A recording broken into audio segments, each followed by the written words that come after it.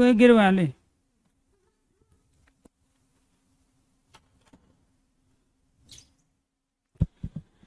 जी नमस्कार साथियों, good morning प्यारे दोस्तों, जय हिंद, वंदे मातरम, राधे राधे। आज की जो हमारी क्लास है उसमें टॉपिक रहेगा अविकारी शब्द, अव्यय और निपात। क्या कर रहे थे कल हम? संज्ञा, सर्वनाम, विशेषण, क्रिया, ये शायद हमारा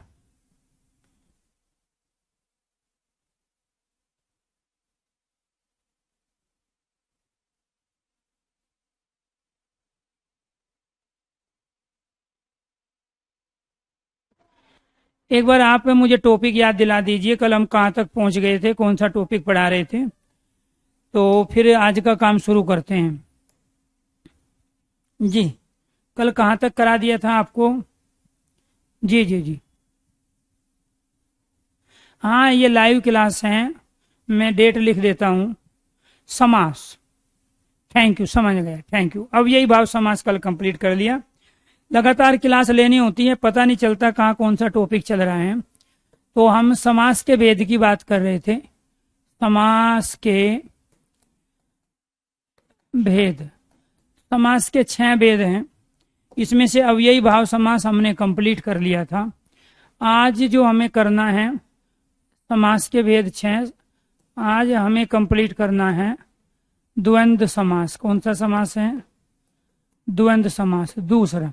और कल आपको 4 मैंने ये भी दिए थे, शब्द दिए थे, उनमें आपको समास बताना था। ठीक है, काम की चीज तो आप भूल ही गए हो। और काम की चीज ये थी कि आपको बताना था कौन कौन से शब्द दिए थे।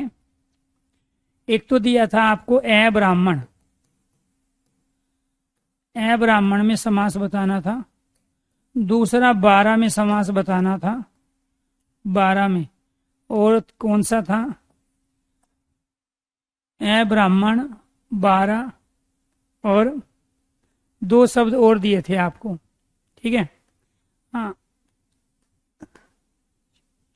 वेरी गुड, बिल्कुल होमवर्क दिए थे। 2 तो मुझे याद आ गए, 2 शब्द मैंने और दिए थे।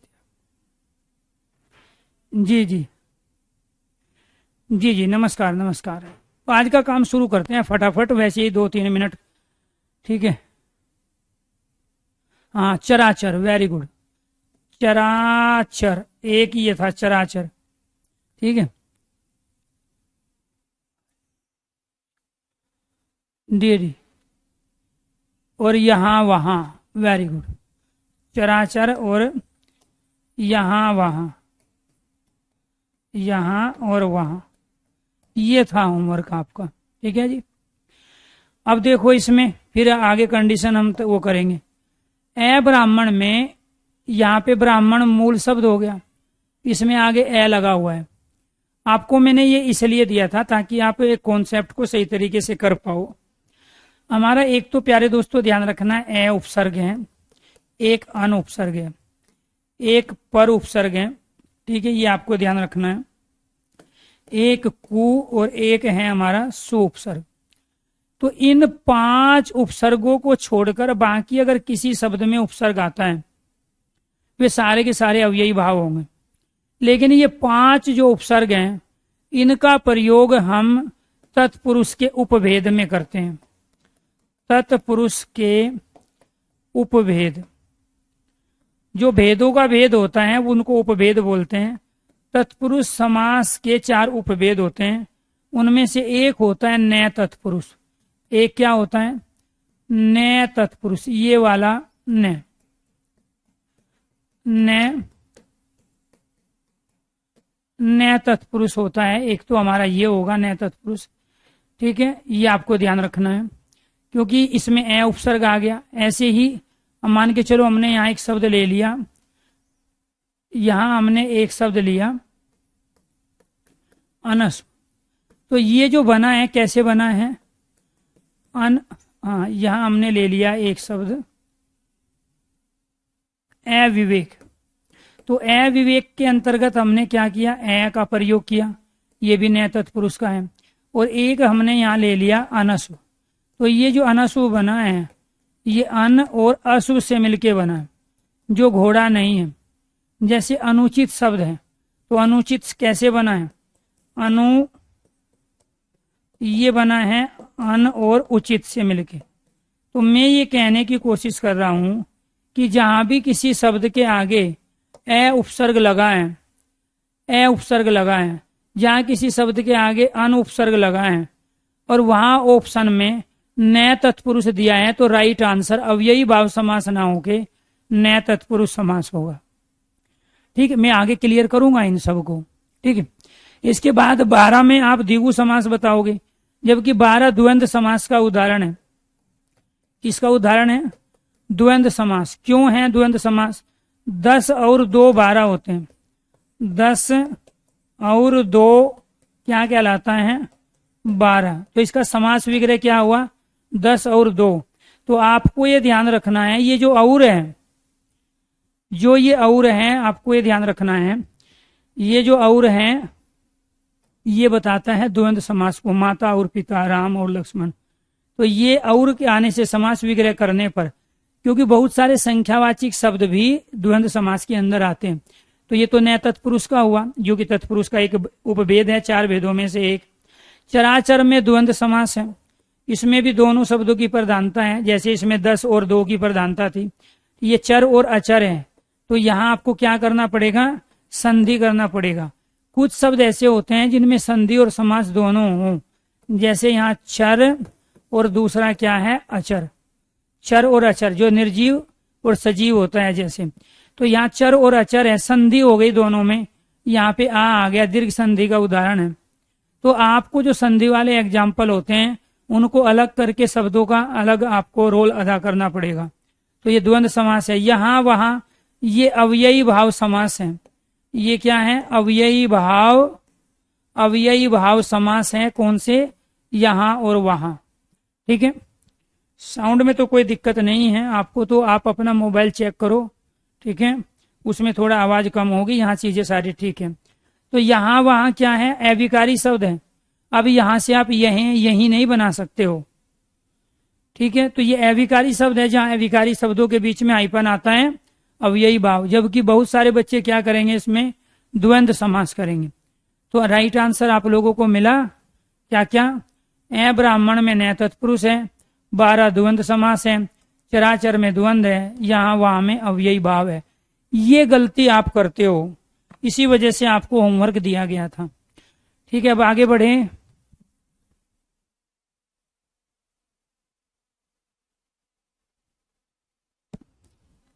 अरे आप लोग ना कितना भी आपको समझा ले, ठीक है, आप लोग मानने वाले नहीं हो। मेरी समझ में एक बात नहीं आई कि अगर पीडीएफ से आप लोगों की तैयारी होती तो फिर हम लोगों का अस्तित्व ही नहीं था। सर जी हमें पीडीएफ नहीं है, ओरिजिनल जो चीज है ना वो सारी की सारी चीज ये है। मैं पीडीएफ में ये क्वेश्चन दे देता हूँ, ये वाले क्वेश्चन, ठीक है। तो क्या ये पीडीएफ ये लॉजिक क्लियर कर देगी कि इसमें नए तत्पुरुष क्यों है? क्या पीडीएफ इसमें क्लियर कर देगी कि इसमें द्वंद्व समास क्यों है? सर जी पीडीएफ दे दो, सर जी किताब बता दो, जी किताब खरीदनी। अरे जब आप लोग किताब से इतना ज्यादा समझ लेते हो तो फिर आपने कोर्स किस लिए परचेज किया? क्यों माँ बाप का पैसा बर्बाद कर दिया आपने?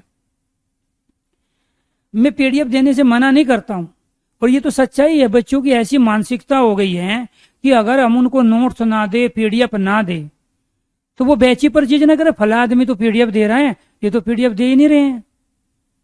सबसे ज्यादा ओरिजिनल चीज कौन सी है जो यहाँ कंटेंट बता रहे हैं? क्या उन पीडीएफ में अव्ययी भाव समास के बारे में जो मैंने कल समझाया किसी पीडीएफ में है? बहुत सारे लोग तैयारी करा रहे हैं, आप ले लो सबकी पीडीएफ।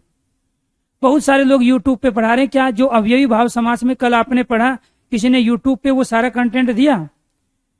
यूट्यूब पे केवल आपको चीज दिखाई जाती है, दिखा के और पीछे खींच लेते हैं, ठीक है। और इतने सबसे ज्यादा जरूरी क्या है? इस कंटेंट को समझना। पीडीएफ कब काम आएगी? आपका पेपर जो होना था 2023 में वो 25 में हो, क्योंकि हम तो उस समय लाइव नहीं होंगे, दोबारा आप बैच नहीं खरीदोगे। उस समय पीडीएफ से रिवीजन कर सकते थे। लेकिन जब आपके पास ये क्लास नोट्स में है तो कहीं की पीडीएफ चाहिए आपको। यूट्यूब पे प्रैक्टिस हम करा रहे, मैं तो दे रहा हूं, ईमानदारी से कहा, मैं अपने हर बैच में 100 से ज्यादा पीडीएफ देता हूं, 100 से ज्यादा। और मुझे नहीं लग रहा ईमानदारी से कि वो 100 से ज्यादा पीडीएफ में कोई 25 से ज्यादा पीडीएफ भी कोई खोल के देखता हो। बस आपको आदत पड़ी हुई है, आने दो और आने दो और आने दो, फ्री में आने दो। जितने हमने पैसे लगाए थे 1499 या 1999 में, उस 1999 में हम सर का मकान भी अपने नाम करा ले, सर के कपड़े भी उतरवा ले, सर से सारा कंटेंट भी ले ले, और सर से सारी पीडीएफ ले ले जो दुनिया में कहीं ना हो। ये बीमारी है आप लोगों को। हमारे टाइम पे हमारे पास किताब को खरीदने के पैसे नहीं थे, फिर भी 7 सिलेक्शन लिए। और वो उसका कारण ही यही थी, अगर पैसे होते तो सिलेक्शन नहीं हो पाता। ये सच्चाई बता रहा हूं। पैसे होते हम भी मजे कर रहे होते स्टूडेंट लाइफ में। पैसे नहीं थे, इसलिए जो भी चीज थी उसको ढंग से पढ़ते थे। और जब आपको ये सारी चीजें बता दी कि इसमें जो कंटेंट है ये ज्यादा महत्वपूर्ण है, इसको तो आप पीडीएफ पे फोकस कर बैठे, और जो मेन चीज है उसको आप ऐसे रूंगे में ले रहे हो।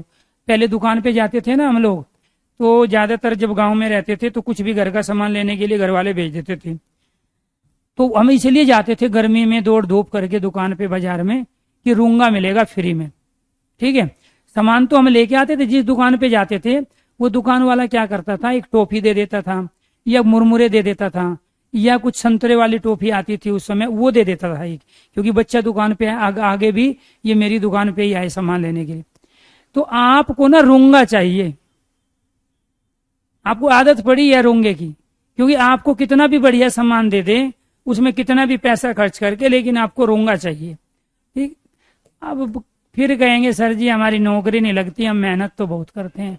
तो इस रोंगे के चक्कर में आप भर्ती नहीं हो रहे हो। क्या है? द्वंद्व समास। ठीक है, द्वंद्व समास किसे कहते हैं? जहां जहां जहां दोनों पदों की जहां दोनों पदों की प्रधानता हो, जहां दोनों पदों की प्रधानता हो, दोनों पद महत्वपूर्ण हो, वो क्या कहलाता है? द्वंद्व समास। पहला, जहां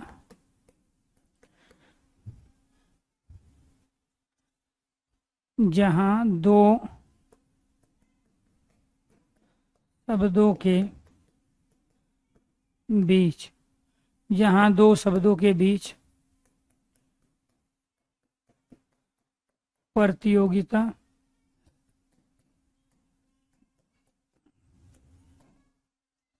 जहां दो शब्दों के बीच प्रतियोगिता, प्रतिस्पर्धा,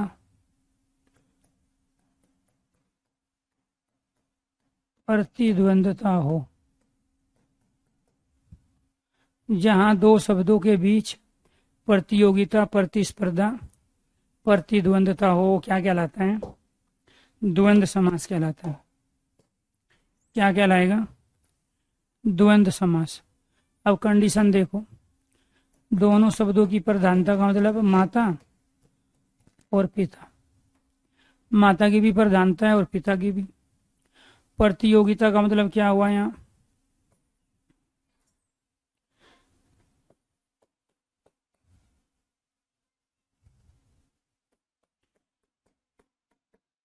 कर्ण अर्जुन, कर्णो अर्जुन।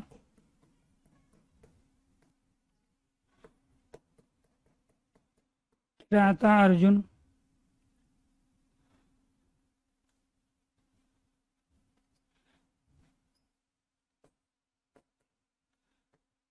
किरात अर्जुन,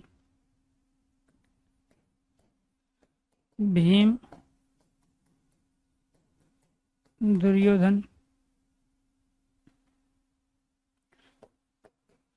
राम, रावण,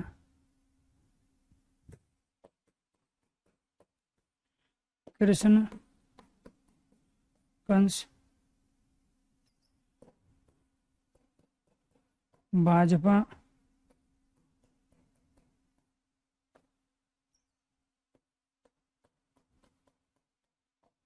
भाजपा, कांग्रेस,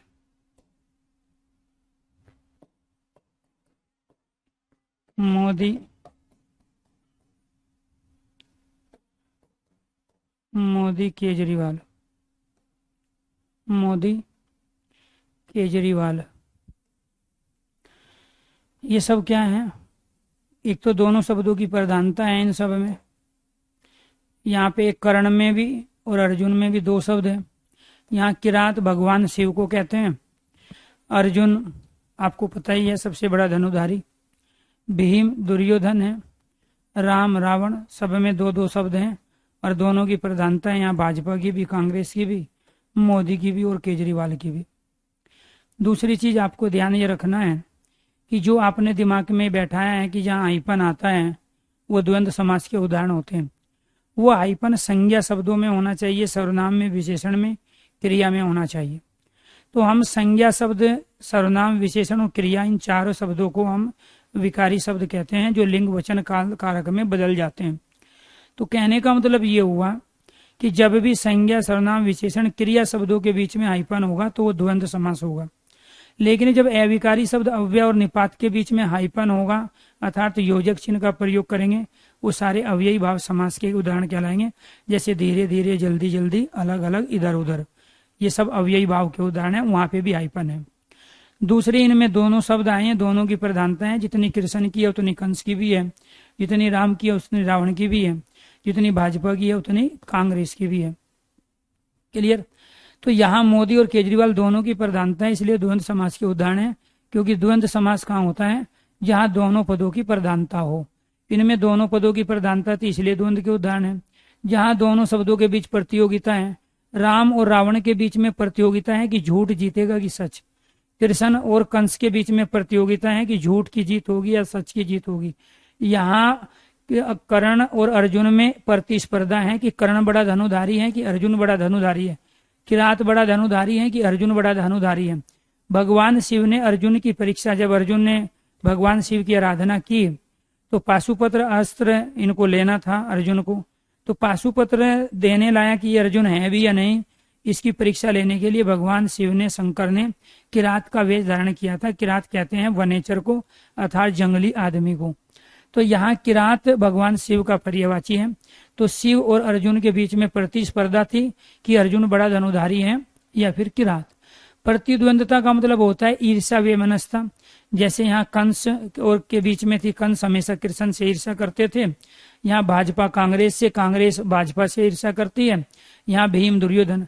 इलेक्शन हो या ना हो, मोदी केजरीवाल को जब मौका मिलता है एक दूसरे को नीचा दिखाते हैं, एक दूसरे को ये दोनों पार्टियां नीचा दिखाती है। भीम दुर्योधन युद्ध हो या युद्ध का मैदान ना हो, जब भी टकराते थे एक दूसरे पे छींटाकशी करते थे।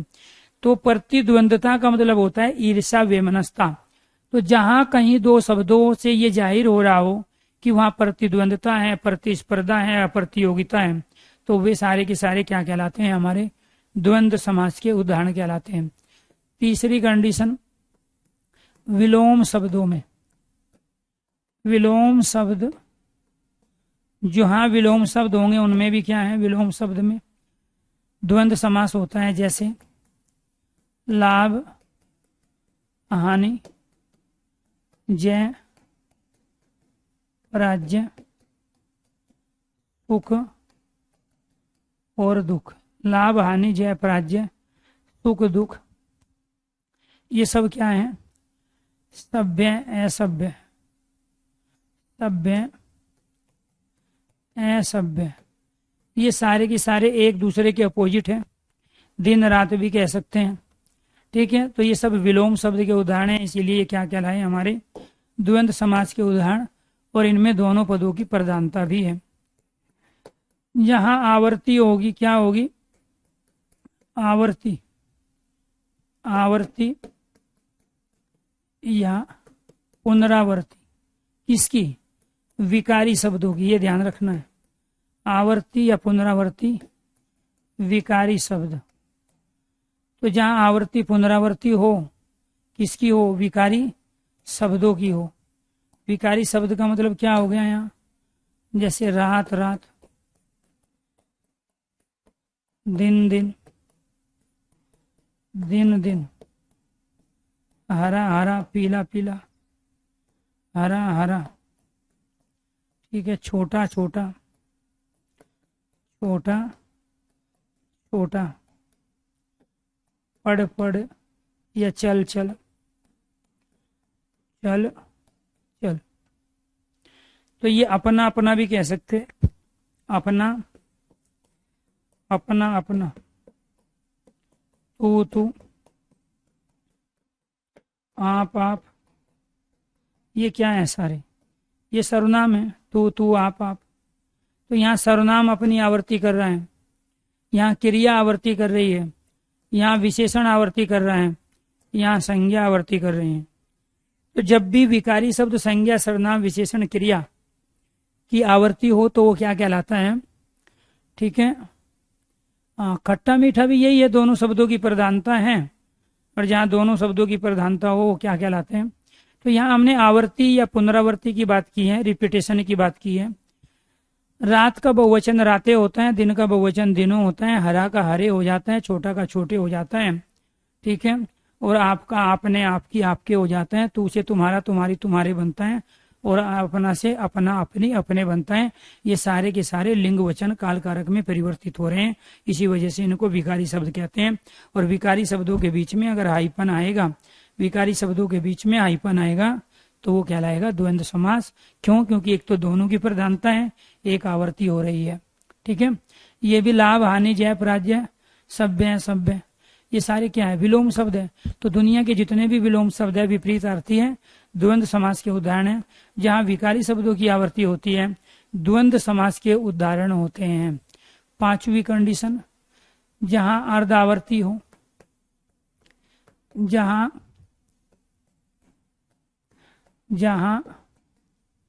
अर्ध आवर्ती अर्थात अर्धावर्ती अर्थात पुनरुक्ति, अर्धावर्ती अर्थात पुनरुक्ति हो। जहाँ अर्धावर्ती अर्थात पुनरुक्ति हो तो वो भी क्या कहलाते हैं, द्वंद्व समास के उदाहरण। कैसे? कंकड़ वंकड़, चाय वाय,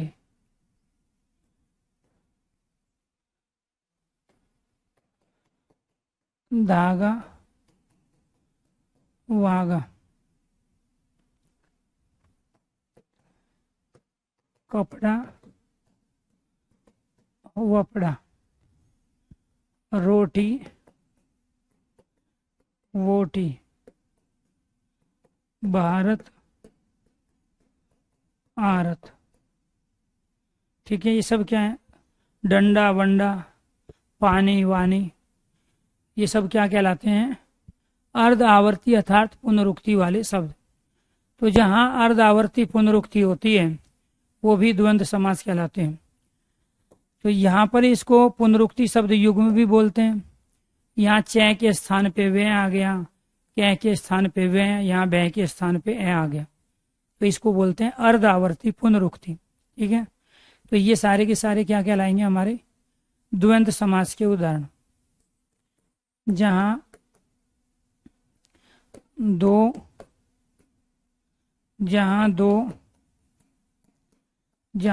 शब्दों से संबंध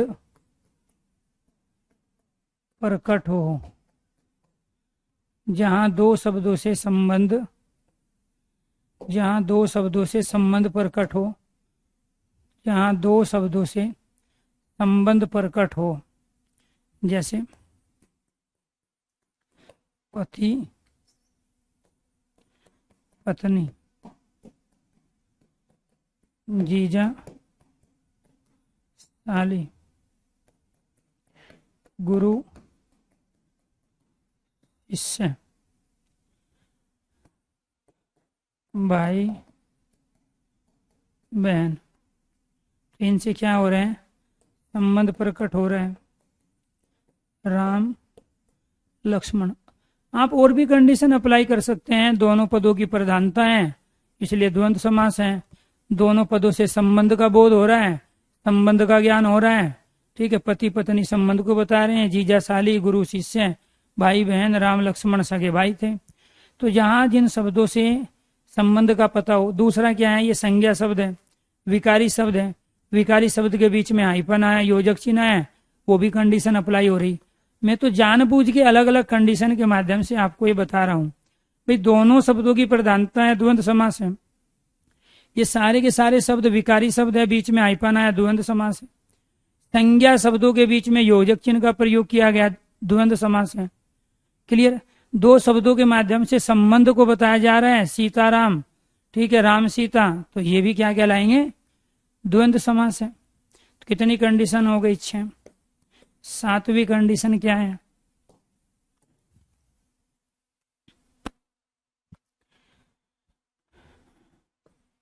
जहां समास विग्रह करते समय, जहां समास विग्रह करते समय और का प्रयोग हो, या का प्रयोग हो, वह का प्रयोग हो, अथवा का प्रयोग हो। जहां समास विग्रह करते समय और या वह अथवा आ जाए, कैसे आएंगे जी, यहां देखो, माता और पिता, रणवीर या रणधीर, रणवीर या रणधीर, राम व श्याम, राधा अथवा गीता। तो जब भी समास विग्रह दे, उसमें या का प्रयोग करे, और का प्रयोग करे, अथवा का प्रयोग करे, वह का प्रयोग करे, आंखें बंद, वो क्या कहलाएगा, द्वंद्व समास का उदाहरण कहलाएगा।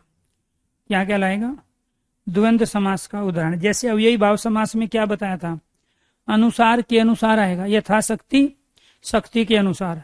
तो जहां समास विग्रह में अनुसार के अनुसार ही आ जाए, ही एक निपात है, तो वो कहलाते हैं अव्ययी भाव। और जहां और या व अथवा का प्रयोग हो, वो क्या कहलाते हैं, हमारे द्वंद्व समास के, चर और अचर, ठीक है, भारत और आरत, चाय और वाय, ठीक है, चाय या वाय, रोटी वोटी, कपड़ा वपड़ा, इन सब का समास विग्रह हम इस तरीके से करेंगे। इसके बाद 8वीं कंडीशन क्या है जी, हमारी 8वीं कंडीशन, इस पे गौर कीजिएगा। यदि 1 से 10, 1 से, यदि को छोड़ो, 1 से 10 तक, 1 से 10 तक तथा 20, 30, 40, 50, 60, 70, 80, 90, 100, 1000, 1000, 10,000, 1 लाख, 1 करोड़ आदि पूर्ण, आदि पूर्ण संख्या को छोड़कर बाकी सभी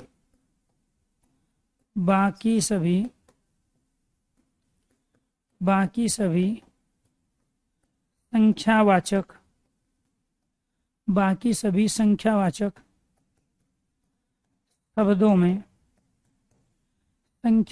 शब्दों में द्वंद्व समास होता है, द्वंद्व समास होता है। कैसे होगा जी? जैसे 11 से लेके 19 तक, 21 से लेके 29 तक, 31 से लेके 39 तक, 41 से लेके 49, 51 से लेके 59, 61 से लेके 69, 71 से लेके 79, 81 से लेके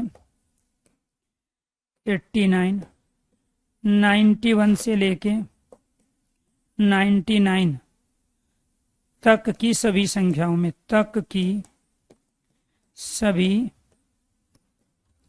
संख्यावाचक शब्दों में द्वंद्व समास होता है। समास दोस्तों अंकों में नहीं होता है।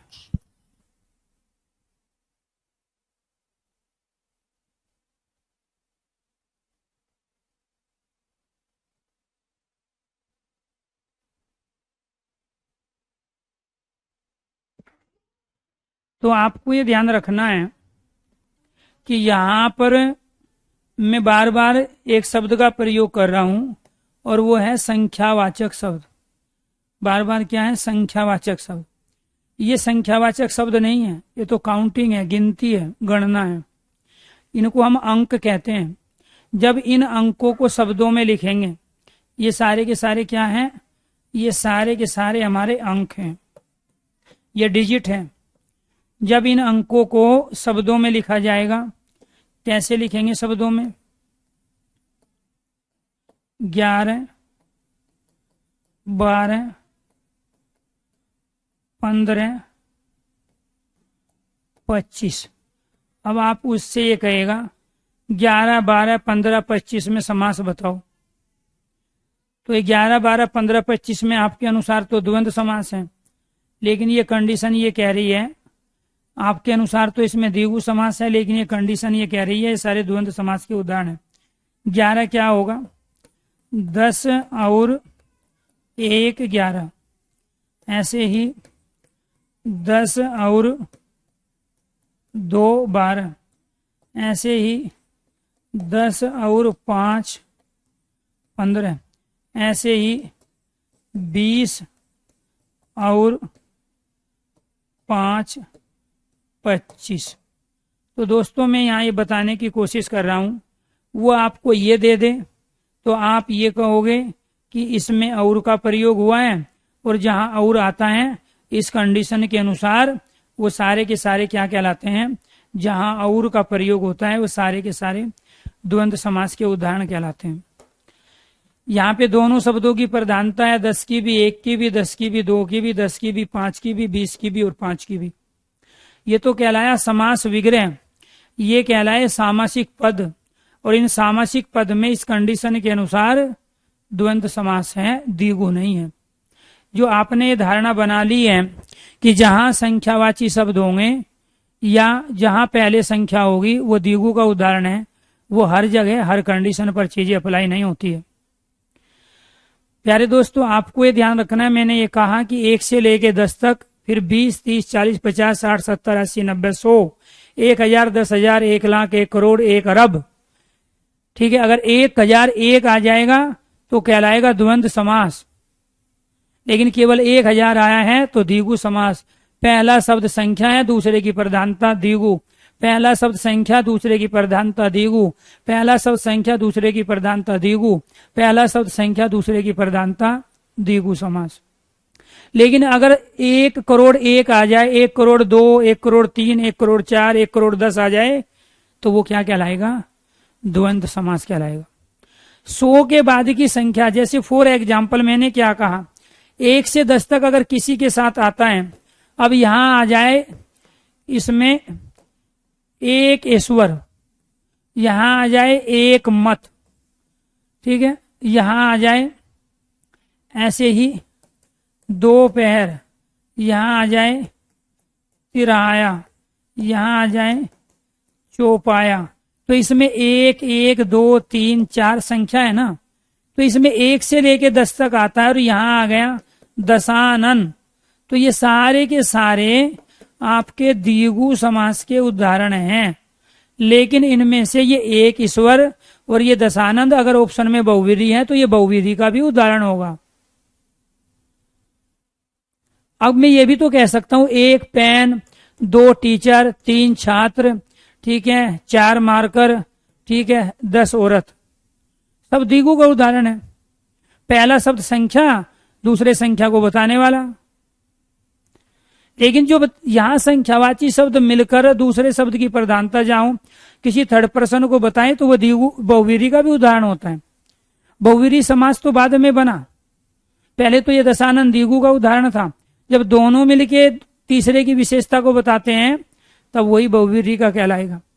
तो इसका मतलब ये हुआ कि यहाँ 10 से आगे की जो संख्या है 11 से लेके 19 को अगर इस तरह से लिखेंगे, यहाँ 21 से लेके 29, 31 से 39, 41 से 49, आपसे पूछ लिया 55 बताओ क्या है, तो 55, 50 और 5 55। द्वंद्व समास आपसे पूछ लिया यहाँ 92 बताइए क्या है, क्या पूछा 92, 92 में समास बताओ तो आप क्या कहोगे 90 और 2, 92 और आ गया, दोनों शब्दों की प्रधानता हो गई। अगर वो पूछ रहा है 90 तो 90 में कोई समास नहीं है, लेकिन यहां कह रहा है कि 90 आदमी, ठीक है, तो 90 आदमी ये कहलाया द्विगु समास। दूसरे की प्रधानता, पहला पद संख्यावाची, 90 आदमी द्विगु समास हो गया।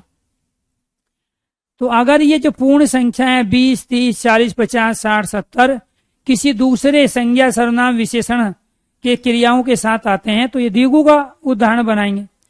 अब आपसे ये पूछा गया कि ये बताइए 1 और 1 में कौन सा समास है। आपसे पूछा गया 10 और 20 में कौन सा समास है। तो यहाँ दोनों की प्रधानता है, इसमें भी 10 की भी है, 20 की भी है, 1 की भी है, 1 है। 2 2 में समास बताओ, ठीक है। क्या पूछा आपसे 2 और 2 में समास बताओ, ठीक है, या 20 30 में बताओ, 40 50 में बताओ, 60 70 में। दोनों की प्रधानता है, जहां दोनों शब्द प्रधान वो कहलाते हैं द्वंद्व समास, ठीक है। तो जब भी इनके बीच के संख्यावाचक शब्दों को पूछेगा तो वे किसके उदाहरण कहलाएंगे। अब क्वेश्चन आ गया आपसे 1001, 1000 अगर पूछ रहा है तो द्विगु, और 1001 पूछ रहा है तो 1001 ये क्या हो गया, यहाँ पे दोनों शब्दों की प्रधानता हो गई।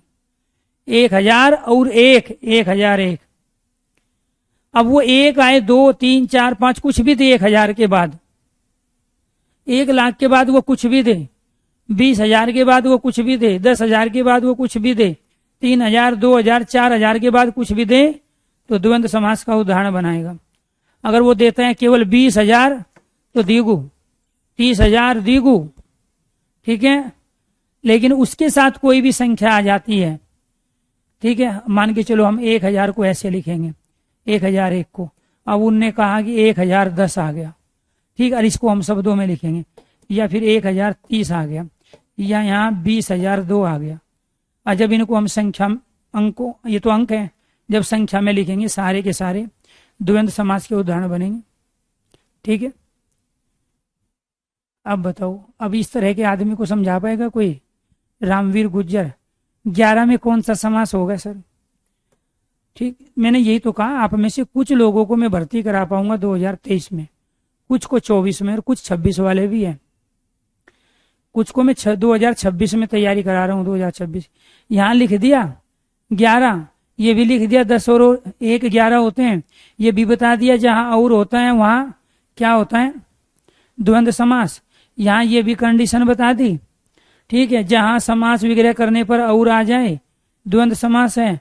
और यहाँ ये भी बता दिया 1 से 10 तक की संख्या को छोड़ के, ठीक है, बाकी जो संख्या आती है जैसे 11 आ गई, 12 आ गई, द्वंद्व समास। फिर भी पूछा सर जी 11 में कौन सा समास होगा? 2026 में पता चलेगा आपको, अभी 23-24 वालों को पढ़ लेने दो, ठीक है। हद हो गई यार, पता नहीं, सही बताऊं ना, अगर मैं आपके माँ बाप के सामने आ जाऊं ना आपके घर में तो जूते से मारू तुम्हें यार, खींच के जूतों से। नालायक कहीं कि पढ़ते समय भी अगर अलर्ट मोड में ना रहे, एक चीज को 10 बार बताने के बाद समझ में ना आए तो जैसे ही सिर पे जूते लगेंगे तो ब्रेन अपने आप एंटीना सीधा हो जाएगा, फ्रीक्वेंसी को कैच कर लेगा, तुरंत हो जाएगा।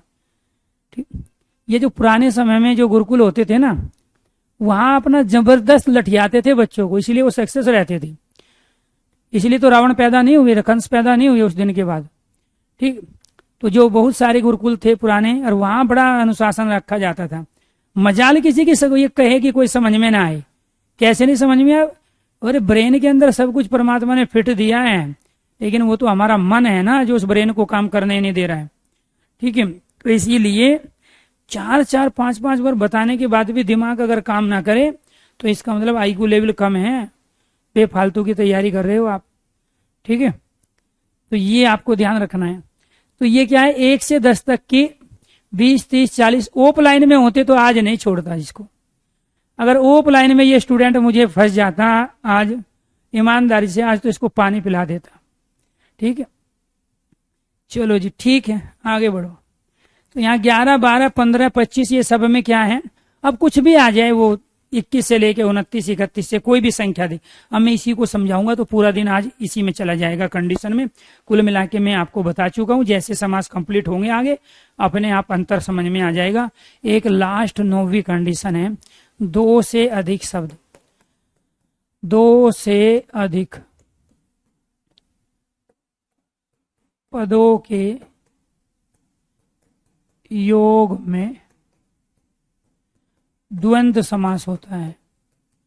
द्वंद्व समास, 2 से अधिक पदों के योग में क्या होता है, द्वंद्व समास होता है। रोटी, कपड़ा, मकान, तन, मन, धन, आन, बान, शान, लाल, पाल, कुछ भी करो, लाल पाल बाल करो या फिर बाल पाल लाल करो। तो इन सब में क्या है, 3-3 शब्द है, 2 से ज्यादा है। क्या है इनमें, 3-3 शब्द, 2 से ज्यादा है। रोटी, कपड़ा और मकान। जब समास वगैरह करेंगे तो कैसे करोगे, रोटी,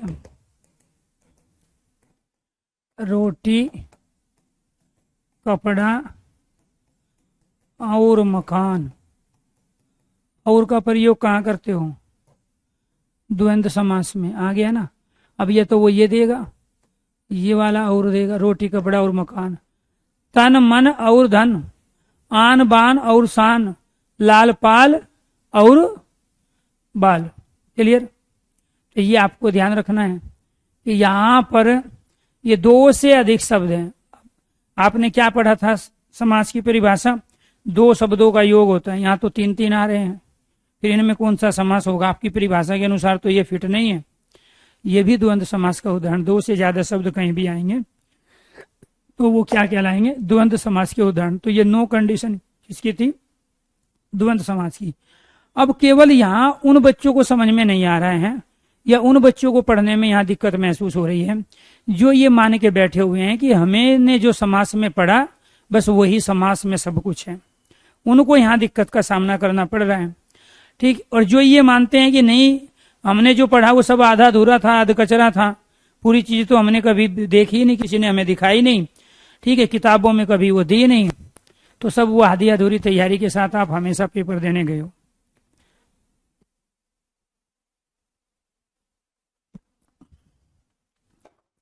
एक सच्ची घटना से वाकिफ हो जाओ आप। हर भर्ती में लगभग 35 से 40% कैंडिडेट वो सिलेक्शन पा रहे हैं जिनका सिलेक्शन ऑलरेडी किसी पहली जॉब में हो चुका है। बात को सुनने ध्यान से। जितने भी कॉम्पिटिटिव एग्जाम हो रहे हैं, चाहे वो एसएससी के हैं, बैंकिंग के हैं, आईएएस हैं, पीसीएस हैं, ठीक है, टीचिंग के हैं, नॉन टीचिंग के, हर भर्ती में, ठीक है, ये आपको ध्यान रखना है, तमाम वे कैंडिडेट सिलेक्शन पा रहे हैं जिनका सिलेक्शन ऑलरेडी हो चुका है। अब वो नुकसान क्या कर रहे हैं, उन तमाम बच्चों का वो नुकसान कर रहे हैं जो मेरिट में तो आ गए हैं लेकिन फाइनली उनको सिलेक्शन इसलिए नहीं मिल रहा है क्योंकि वे जो 10, 15, 20% लोग ऊपर हैं, ठीक है, जो या तो उसको ज्वाइनिंग करेंगे या नौकरी छोड़ेंगे। अगर वो पहले वाली छोड़ दे तो उनको वहां मौका मिल जाएगा बच्चों को कुछ को। अब रीजन क्या है, वो अपनी सीट भी छोड़ना नहीं चाहते और इधर भी एग्जाम कंटिन्यू दे रहे हैं और सरकार मजे ले रही है। सरकार बार बार दिखा रही है हमने इतनी वैकेंसी निकाली। फाइनली जो सिलेक्शन हो रहे हैं ना, जितना सरकार बता रही है उससे 40% हो रहे हैं। सरकार कह रही है ना हमने 1 लाख रोजगार दे दिया, वो उनको काउंट कर रहे हैं जो ऑलरेडी, मान के चलो कोई यूपी पुलिस कांस्टेबल में भर्ती हुआ तो UP police constable, Delhi police constable, बाकी जगह कोई टीचर अगर बनाए हैं प्राइमरी टीचर, अब वो सब इंस्पेक्टर भर्ती हो जाता है, वो सब इंस्पेक्टर की नौकरी को ज्वाइन करेगा। कोई प्राइमरी टीचर है और वो टीजीटी बन जाता है तो प्राइमरी टीचर की पोस्ट तो उसकी जब खाली होगी ना, जब वो टीजीटी ज्वाइन कर लेगा और उसके भी 1 साल बाद वो खाली सो होगी। और उधर की छोड़ नहीं रहा, उधर की छोड़ दे तो कम से कम उन प्राइमरी टीचरों को नंबर तो मिल जाएगा जो उनके पीछे लगे हुए हैं। एक पॉइंट तो ये हुआ। दूसरा पॉइंट ये हुआ कि आप लोग का कंपटीशन उन्हीं लोगों के साथ है जो ऑलरेडी सिलेक्टेड है, और जिस माइंड सेट के साथ आप तैयारी कर रहे हो और तोते अपने उड़ा रहे हो कि हमने तो 2 साल से ये चीजें पढ़ रहे हैं, वही आपके लिए सबसे ज्यादा नुकसानदेह है। ठीक है, तो ये तमाम कंडीशन के साथ अगर आप जाओगे तो वहां समाज से पूछे जाने वाले क्वेश्चन आप सारे सही करके आओगे। तो ये कंडीशन किसकी थी? द्वंद्व समास की थी। तो ये द्वंद्व समास के हो गए। इसमें से अगर किसी कंडीशन में आपको समझ में नहीं आया तो आप बिना शर्माए, बिना झिझके, बिना रुके आप पूछ सकते हैं। ठीक है, वो डांटना तो मेरा काम है, वो तो मेरे पढ़ाने का स्टाइल है।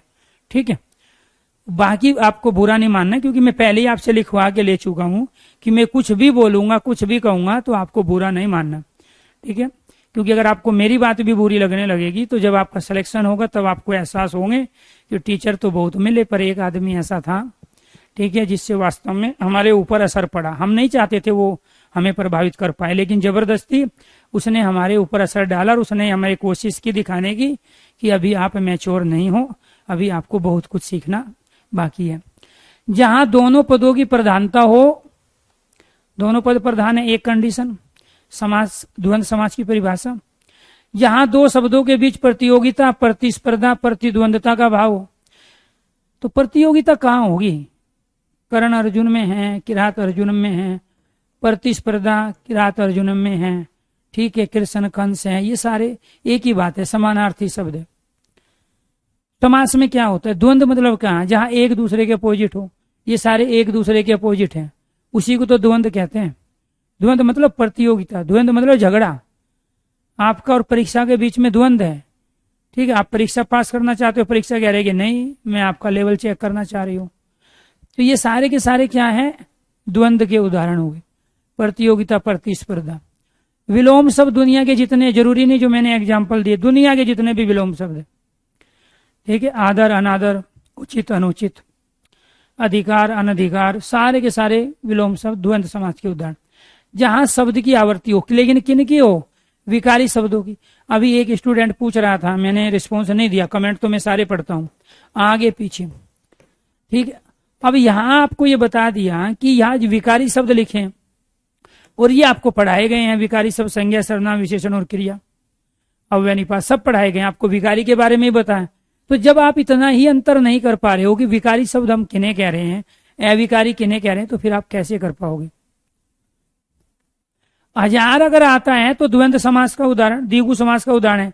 और 1001, 1002, 1003, 1004, 1005, 6, 1001 से लेके 1099 तक की सभी संख्याओं को जब शब्दों में लिखा जाएगा अजय द्वंद्व समास के उदाहरण होंगे। 1001 से लेके 1099 तक की, ठीक। और जब 2000 आ जाएगा फिर वो द्विगु का उदाहरण बनेगा। और फिर 2001 से लेके 2099 तक, फिर 3001 से लेके 3099 तक, फिर 4001 से लेके 4099 तक, सब द्वंद्व समास का उदाहरण कहलाएगा। तो ये आगे पीछे अविकारी शब्द है, आप इनको किसी लिंग वचन काल कारक में बदल नहीं सकते। आगे आगे पीछे पीछे ये अवयवी भाव समास के उदाहरण हैं, क्योंकि अविकारी शब्दों के बीच में हाइफन आया, चाहे आगे आगे आ जाए, पीछे पीछे आ जाए, अब आ जाए, जब आ जाए।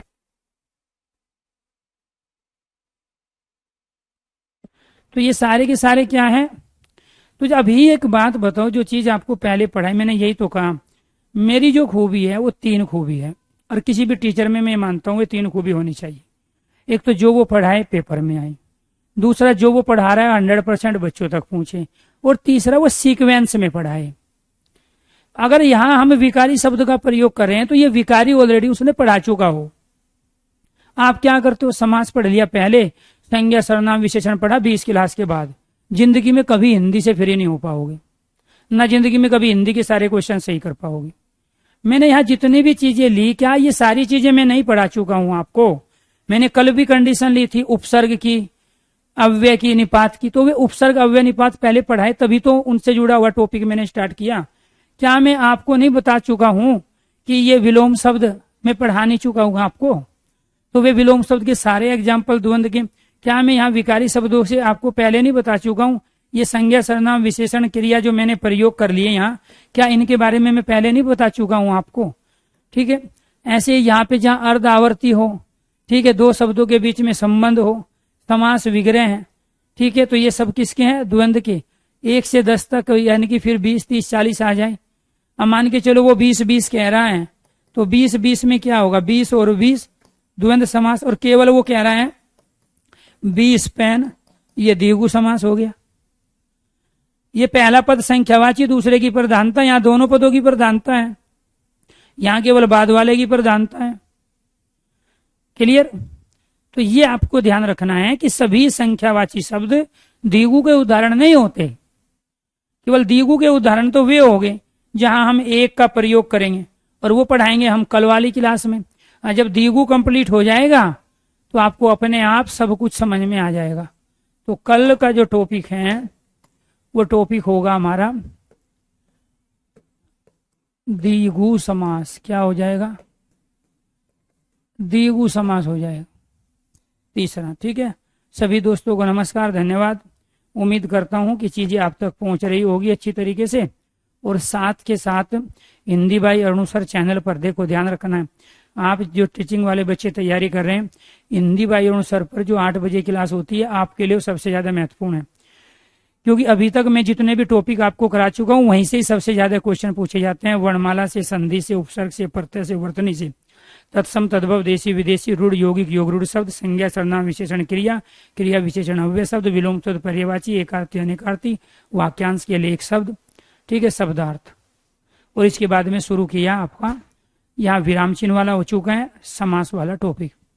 ये हमेशा पूछे जाते हैं, हर एग्जाम में पूछे, और इन्हीं टॉपिक से जुड़े हुए मैं आपको 8 बजे Hindi by Arun sir channel पर प्रैक्टिस करा रहा हूं, मॉक टेस्ट।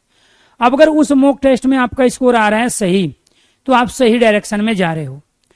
क्योंकि ध्यान ये रखना है कि जो मॉक टेस्ट में लेके आ रहा हूं वही सारा का सारा सिलेबस, DSSS वही सारा का सारा syllabus, super TET 20 question, DSSS 20 question Hindi के आएंगे आपके सुपर टेट में। 30 क्वेश्चनों में से 20 क्वेश्चन आएंगे हिंदी, व्याकरण, ग्रामर के इन्हीं टॉपिक से यूपी टेट में। बाकी 4 question, 3 question teaching methodology UP TET के अंदर आते हैं, और इसके साथ साथ वहां पे एक पैराग्राफ आता है, उससे क्वेश्चन पूछे जाएंगे। तो कहने का मतलब 20 क्वेश्चन उन 40 क्वेश्चनों में से आने हैं जो मैं मॉक टेस्ट में लेके रोज आ रहा हूं। तो आज फिर शाम को 8 बजे आपकी यूट्यूब पर क्लास है। बिजली के साथ तैयारी करोगे तो पहचान पाओगे कि हम कितने पानी में हैं। ठीक है। आपके कौन से टॉपिक के क्वेश्चन गलत हो रहे हैं उनको निकालिए, और दोबारा से आप यहाँ कमेंट बॉक्स में कमेंट करके पूछिए, सर जी ये टॉपिक के क्वेश्चन मेरे गलत हो रहे हैं, क्या करें। आपको नींद आ रही है तो उसका मेरे पास कोई जवाब नहीं, आप पढ़ के भूल जाते हो तो उसके पास भी मेरे पास कोई आंसर नहीं है, क्योंकि वो सबके साथ होता है। अगर आप मोटिवेट हो, आपको माँ बाप की झुर्रियां दिखाई दे रही है चेहरे पर, माँ बाप के संघर्ष अगर आप भूले नहीं हो, घर में जो जिम्मेदारी आपके ऊपर आने वाली है अगर आपको उसका एहसास होने लगा है, तो ये क्वेश्चन आप जिंदगी में कर ही नहीं सकते। सर जी मैं भूल जाता हूँ, सर जी मुझे पढ़ते समय नींद आ जाती है, जिंदगी में क्वेश्चन आप कर ही नहीं सकते। लेकिन जो मस्त है, दूसरे का खा के अपना अधिकार ले रहा है, तो और जरूरत ही नहीं है, पति अपना कमा रहा है तो पत्नी घर पे अपना नॉर्मल तरीके से काम कर रही है, तो पति को क्या पड़ी है कि वो सारा दिन सुबह शाम दौड़ भोग करे, बच्चों को भी टाइम नहीं दे पा रहा, उसकी मजबूरी है, उस चीज को समझो। उसको पता है कि आगे की जो जिम्मेदारी उसके ऊपर है वो कितनी बड़ी जिम्मेदारी है, घर की जब पूर्ति नहीं कर पाएंगे सही से, ठीक है, वो उसी उलझनों में जीता है। ठीक है, वो कहने को तो आपको सुखी दिखाई देगा, बिजी दिखाई देगा, लेकिन वो उस सब कुछ होते हुए भी वो इन उलझनों में जी रहा है। इस वजह से आपको वो उलझने भी सुलझानी है अपनी नौकरी लेके। ठीक है, परिवार का सारा सपोर्ट बनना है।